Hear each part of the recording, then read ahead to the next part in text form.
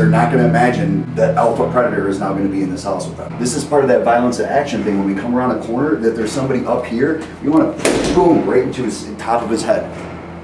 Right? We want to shove that gun right around that corner, because if there's somebody back there, now they're going to be on their heels. At Close Quarters Tactical, we offer CQB. CQB is Close Quarters Battle. Close Quarters Battle is for anybody that wants to learn how to maneuver their weapon inside of a confined space. Most people are going to get into a firefight inside their home.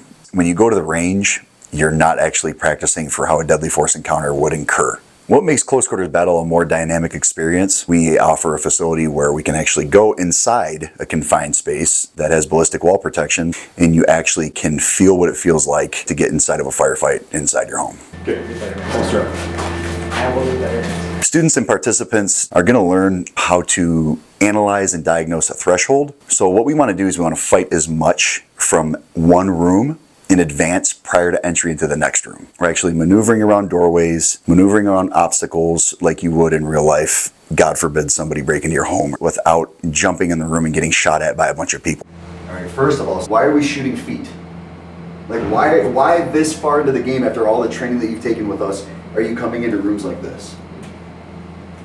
You have to immediately fix it and say, no, there's no good answer is why I'm doing that. I need to fix it. Second of all, guys, don't flag. I don't understand. Now you increase speed a little bit, so everybody's coming in like this. We suck in and we punch back out, right? When we get involved in close quarters battle, there can be a lot going on inside our brain, and it's really hard to diagnose and analyze the things that we have to do next. So one of the things that we like to prioritize here is your threats that you have to check.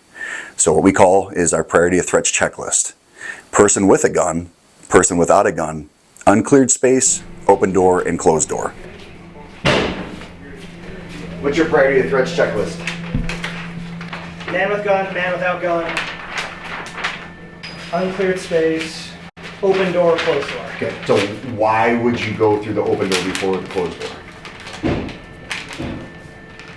Because I can always cue off on someone opening the door. 100%, right? So now, once you have this room cleared out, now I can use this cover and concealment. I can roll out and pie from here, right? And then I can move. As you are pieing the section of the next room through the threshold, you're looking for those 5 things.